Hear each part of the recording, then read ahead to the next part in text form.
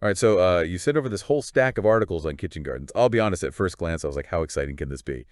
But then I started digging in, and wow, there is so much more here than just planting some tomatoes. Right. It's really interesting how this idea of a potager takes a functional veggie garden and well, elevates it to like an art form. Yeah, exactly. We're talking about a beautifully designed space integrated into the landscape. It's like a living piece of art you can eat from.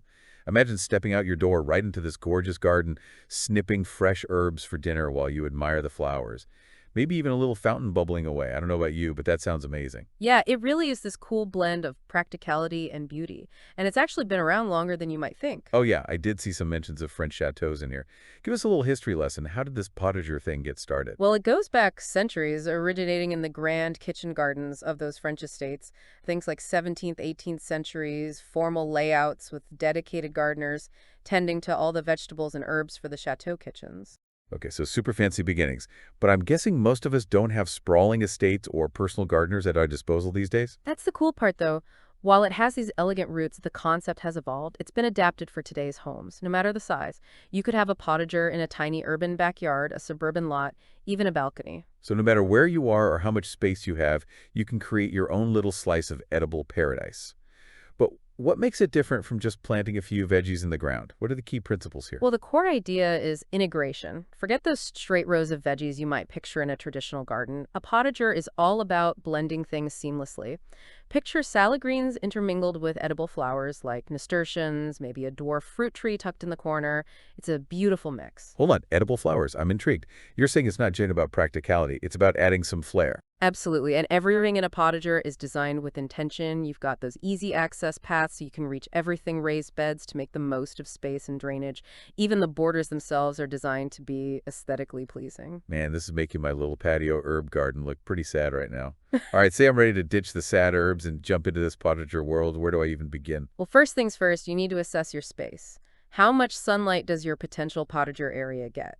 Most edible plants need full sun at least 6 to 8 hours a day. Okay, sunlight check. Now I know from my sad herbs that soil can be a make or break thing. Any tips there? Oh yeah, soil testing is crucial. You'll want to find out your oil's pH and nutrient levels. And trust me, adding some good quality organic compost can work wonders. It'll boost fertility and improve drainage, which is key. So we've got sunlight, we've got good soil. What's next on the potager to-do list?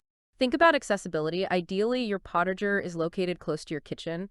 It's not just about convenience for harvesting, it's about making it more likely you'll actually use what you grow. I know I'm guilty of forgetting about herbs tucked away in a corner until it's too late. Yeah, good point. I'm all for making things easier on myself. So it's not just about looking good, it's about actually integrating those fresh ingredients into your daily life. Exactly. Now let's talk about layout. Raised beds are a great option for potagers. They help to define the space, organize your plantings, and like we mentioned before, improve drainage. You can get creative with their arrangement too. Go for geometric patterns for a formal look, or try something more whimsical with curved beds. Curves whimsical, I'm definitely seeing the artistic side of this starting to emerge. But wouldn't that make it harder to move around and tend to everything? Not at all. That's where pathways come in. Think about using materials like gravel or reclaimed stone. It adds visual interest and structure, but it also makes it so much easier to move around and tend to your plants. And speaking of adding elements, you can even incorporate a focal point, maybe a decorative bench, a small fountain, or a cool sculpture. Wow, a fountain. I'm picturing myself sipping lemonade in my potager, surrounded by herbs and flowers. Okay, this is definitely leveling up my gardening game. But before I get ahead of myself, what about actually choosing what to plant? Is it just any old veggies and herbs? This is where it gets really fun. You get to play with those edible ornamentals we were talking about. You've got your classic vegetables and herbs, tomatoes, lettuce, basil, rosemary. But then you can layer in those edible flowers for an extra touch of beauty and honestly surprise. Okay, so you had me at edible flowers. Do you have any favorites? What should I be adding to my grocery list? Well, nasturtiums are a classic for a reason. They add a peppery kick to salads and look stunning scattered on a dish. Pansies and violets are also beautiful and edible. And don't forget calendula. It adds a pop of color and a slightly tangy flavor. My inner foodie is doing a happy dance right now, but I'm also someone who's killed their fair share of houseplants. Any tips for making sure all this beauty actually thrives? That's where choosing the right varieties for your specific climate and conditions comes in. Don't try to grow something that needs a tropical climate if you live in a place with cold winters. Makes sense. Work with what you've got, right? But beyond just the climate, are there other factors to consider when choosing plants? You have a few options when it comes to the types of varieties you choose. Heirloom varieties, for example, offer those rich, old-fashioned flavors and often have a cool history behind them, which is a fun thing to share when you're serving up your homegrown harvest. Okay, so heirlooms are like those cool vintage finds you discover at a flea market. What about the other options? Then you've got your modern hybrids. They're bred for specific qualities like disease resistance and high yield, which is great if you're looking for reliable production. Think of them as the workhorses of the garden. So heirlooms are for flavor and story hybrids are for practicality. Got it. Are there any other plant categories I should be thinking about? Don't forget about incorporating native plants. They're naturally adapted to your region, so they'll need less water and overall fussing over. Plus, choosing native plants is great for supporting local biodiversity. Okay, native plants check. So I've got my sunny spot picked out, I've tested my soil, I've planned out my layout, and I've even made a list of all the cool plants I want to grow. Anything else I need to consider before I actually get my hands dirty? Definitely. A successful potager is all about seasonal rotation. It changes throughout the year. In spring, you might plant early vegetables like peas and radishes alongside spring bulbs and tender greens. So it's not just a one and done kind of thing. Nope, it's constantly evolving. As we move into summer, you'd focus on heat-tolerant crops like tomatoes, peppers, and basil, and maybe add some summer annuals for extra color. And then in fall, you can transition to cool season crops like kale, carrots, and lettuce. So it really is like a living work of art, always changing and offering something new. I'm getting pretty excited about this, but I also have to be realistic. I am not known for my green thumb. How much work are we talking here? That's a great question, and honestly, it's not as overwhelming as it might seem. Maintaining a potager is all about working smarter, not harder. Okay, that's music to my ears. Tell me more about working smarter. Efficient watering is crucial. Drip irrigation is a game changer. It delivers water directly to the roots of your plants, which minimizes waste, it's eco-friendly, and saves you from standing around with a hose for hours. Sign me up for that. Less work and it's good for the environment. Win-win. What about other time-saving tricks? Mulch, mulch, mulch. Using organic mulch like shredded bark or compost does wonders. It helps retain moisture in the soil, suppresses weeds, and even enriches the soil as it decomposes. Mulch is like a superhero for my garden. I'm sensing a theme here. Are there other things I can do to streamline this whole maintenance thing? You can even get fancy and collect rainwater in barrels to use for watering during dry spells. It's a great way to reduce reliance on municipal water. All right, I'm sold on drip irrigation mulch and maybe even a rain barrel.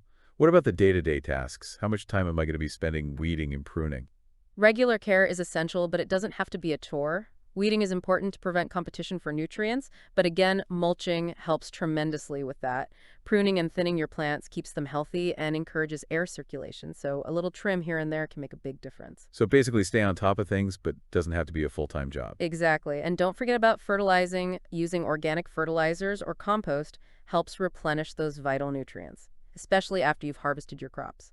Okay, so I'm feeding myself and my plants. Sustainable living at its finest.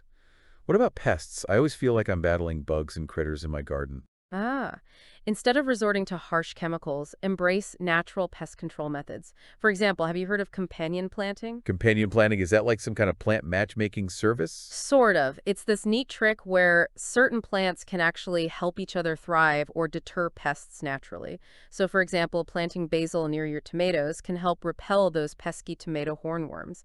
It's all about creating a little ecosystem within your potager. So I'm not just growing plants, I'm creating this whole interconnected little world. I love that. We've covered a lot of ground here, but I'm sensing there's even more to this whole potager thing. It's not just about the practical side, right? There's also this element of beauty and design that we keep touching on. You're exactly right. We've talked about functionality. Now it's time to metal up those aesthetics. It's all about adding those finishing touches that transform a garden into a work of art. Okay, I'm ready for the grand finale. How do we make this potager truly beautiful? Well, think about adding some garden structures. Trellises and arbors are perfect for supporting climbing plants like beans or even those edible vines we talked about. Not only is it functional, you can picture those delicate tendrils reaching up towards the sky, it adds a whole other dimension of visual interest. Okay, so we're giving those plants a stylish support system. What else can we do to create a truly inviting space? If you really want to create a beautiful outdoor room, consider adding a pergola. You could even go all out with a gazebo.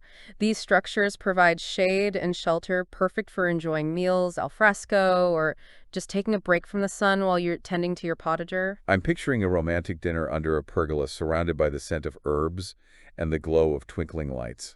And this is all starting to make sense. You're weaving that beauty and right alongside the practical elements. It's not an afterthought. Exactly. And don't forget about planters and containers. They can add pops of color and texture, especially if you're working with limited space. Get creative with the materials, too. You can find containers made from terracotta, reclaimed wood, or even upcycled materials. So it's about adding those personal touches that make the space reflect your style. But I'm the kind of person whose DIY projects end up looking more Pinterest fail than Pinterest win. Any tips for making sure those creative touches actually look good? Keep it simple and focus on natural materials. And don't be afraid to start small and add things gradually. A few well-placed elements can have a big impact. Speaking of impact, let's talk about adding some artistry. Think mosaic stepping stones, winding through your potager, hand-painted signs, labeling your plants. Maybe even a charming sculpture nestled amongst the foliage. Okay, I'm loving those ideas. It's like sprinkling little treasures throughout the garden. But wouldn't that get kind of expensive? It doesn't have to be. You can use repurposed materials, get creative with DIY projects, or even just shop around for affordable finds. It's about being resourceful and letting your personality shine through. And here's another tip. Add some soft, solar-powered garden lights to highlight pathways and focal points. It extends the beauty of your potager into the evening, creating a magical ambience for those warm summer nights. You're speaking my language. I am all about those magical vibes. All right, I'm starting to get a real sense of how to make a potager beautiful, but I also want to make sure it's a comfortable space. Any tips for creating a relaxing atmosphere? Absolutely. Don't forget to include a comfortable seating area. A well-placed bench, a cozy hammock, or even a full outdoor dining set encourages you to linger and savor the space. So it's not just about growing food, it's about creating a destination, a place to relax, unwind, and enjoy the fruits of your labor. Literally. You know, we've been talking about all these amazing design ideas, but I think it's easy to get caught up in the aesthetics and lose sight of the bigger picture. You're right. So for you listening, let's take a step back and think about why you might want to create a potager in the first place. Is it about having access to fresh organic produce? Is it about saving money on groceries? Or is it about connecting with nature and finding a sense of peace in your own backyard? Those are all great reasons. And honestly, I think for me, it's a combination of all of those things. But I'm also realistic about my limitations. I live in a city apartment with a tiny balcony. Is it even possible to create a potager in a small space? Absolutely. If you're an urban dweller with limited space, don't despair. You can still create a thriving potager even on a balcony or a tiny patio. Remember, it's all about adapting the concept to fit your space. Container gardening is your best friend here. Okay, so I'm picturing pots overflowing with herbs and veggies. But how do you make that work without it looking cluttered and chaotic? Think vertical planters and stacking planters are a great way to maximize space. And choose compact dwarf varieties of vegetables and herbs that are well suited for container growing. So it's about working with what you've got and finding creative solutions. What if I wanted to involve my kids at this whole potager thing? Is that even realistic, or is it going to end up being more work for me?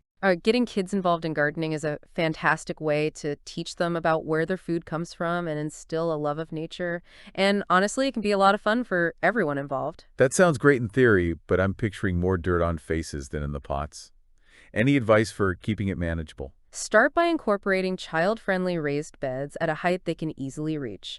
And choose plants that are easy to harvest, like strawberries, cherry tomatoes, or leafy greens. Let them get involved in the planting, watering, and even harvesting process. It's all about making it an enjoyable experience for them. Okay, you've convinced me I'm all for creating a family-friendly potager. Now, let's say I'm all in on this whole potager thing. I've got my space figured out, I've got my plants picked out, and I'm ready to unleash my inner artist. But I want to take it beyond just a basic potager. I want to create something truly unique.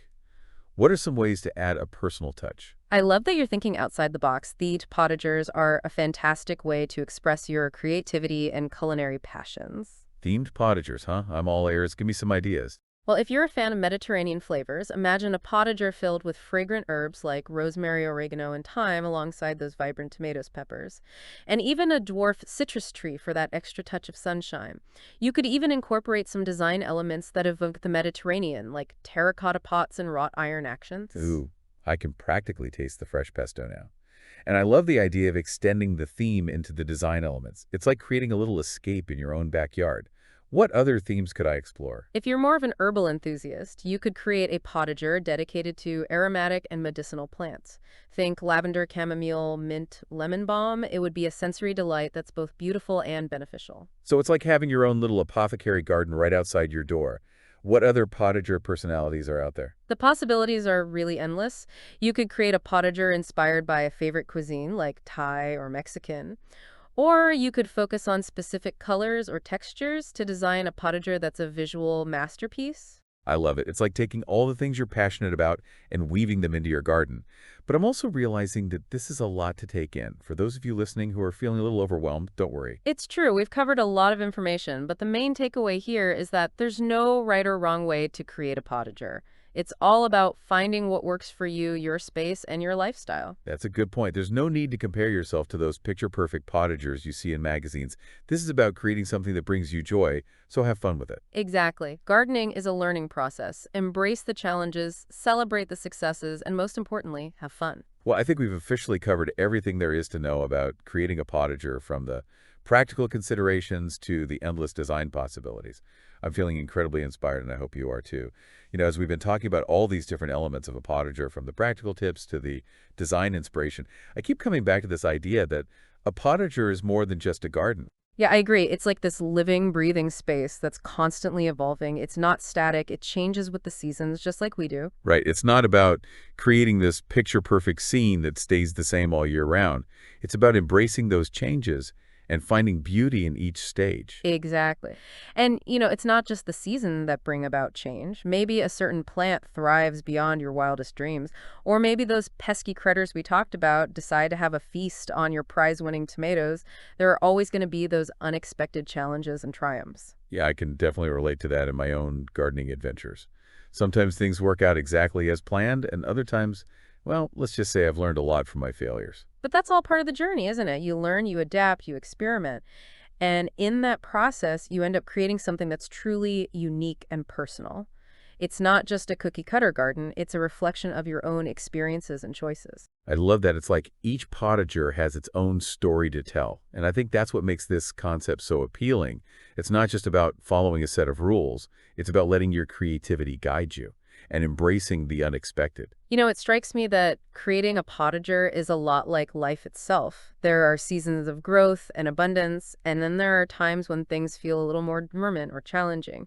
But we learn and evolve through those experiences. I hadn't thought about it that way, but you're so right. There's something so grounding about working with the earth, nurturing these plants, and witnessing the cycle of life firsthand. And in a world that's increasingly fast-paced and disconnected, a potager can be a sanctuary. It's a place to slow down, reconnect with nature, and rediscover the simple joys of growing your own food. I love that sentiment. It's not just about the end result. It's about the process. It's about finding that sense of peace and connection in our own backyards, or, balconies for those of us in city apartments. Exactly. So for you listening, as you think about creating your own potager, remember that it's about so much more than just beautiful flowers and tasty vegetables. It's about cultivating a deeper connection with yourself and the world around you. Well said. And I think that's a perfect note to end on. We've covered a lot of ground in this deep dive, and I hope it's inspired you to embark on your own potager journey. Absolutely. Whether you have a sprawling backyard or a tiny balcony, remember that the magic of a potager is within your reach. So go forth, experiment, and create your own edible oasis. Until next time, happy gardening.